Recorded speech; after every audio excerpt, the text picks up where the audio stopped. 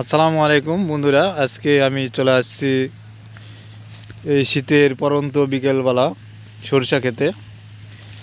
বর্তমান আমাদের রাজশাহী এলাকায় 9 থেকে 10 ডিগ্রি সেলসিয়াস তাপমাত্রা চলছে। প্রচণ্ড শীত, কুয়াশায় ঢাকা, সারাদিন সূর্য দেখা যায় না।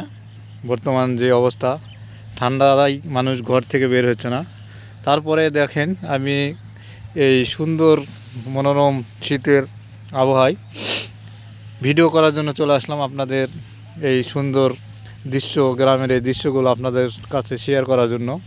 দেখেন কত সুন্দর সরিষা ফুলগুলো ফুটে আছে, দেখতে পাচ্ছেন। আপনাদের কাছে থেকে দেখাই, দেখেন বাতাসে কিভাবে ফুলগুলো দুলছে, কত সুন্দর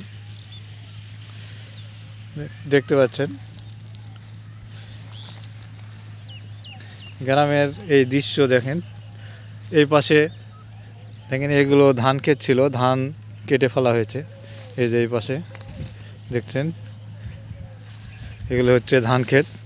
আর এই পাশে রয়েছে দেখেন কত সুন্দর মাঠে মাঠে সরিষা ক্ষেত। আর সামনে দেখতে পাবেন ফুলকপি, দেখতে পাচ্ছেন এগুলো হচ্ছে ফুলকপি লাগানো হয়েছে। এটা জাল দিয়ে ঢেকে দেওয়া হয়েছে। দেখেন আসলে কী জন্য দেওয়া হয়েছে আমি বুঝতে পারছি না, আসলে পোকামাকড় এর জন্য হয়তো। এই যে এগুলো হচ্ছে ফুলকপি, আর এগুলো হচ্ছে পাতাকপি। দেখতে পাচ্ছেন কত সুন্দর করে চাষ করা হয়েছে পাতাকপি।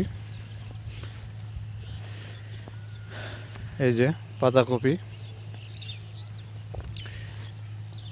এগুলো হচ্ছে পরে লাগানো হয়েছে, কিছুদিন হচ্ছে।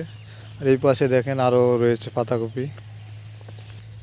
এগুলো যে পাতাকপি দেখতে পাচ্ছেন, এগুলো এখনও খাওয়ার উপযোগী হয় নাই। দেখতে পাচ্ছেন এগুলো আস্তে আস্তে বড় হচ্ছে।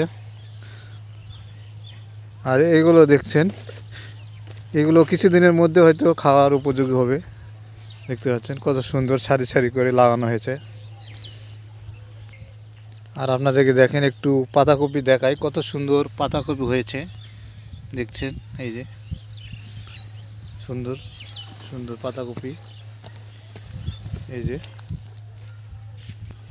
দেখছেন এগুলো হচ্ছে ফুলকপি। কত সুন্দর সুন্দর ফুলকপি দেখছেন, দেখলেই আপনাদের খেতে ইচ্ছা করবে, কত সুন্দর।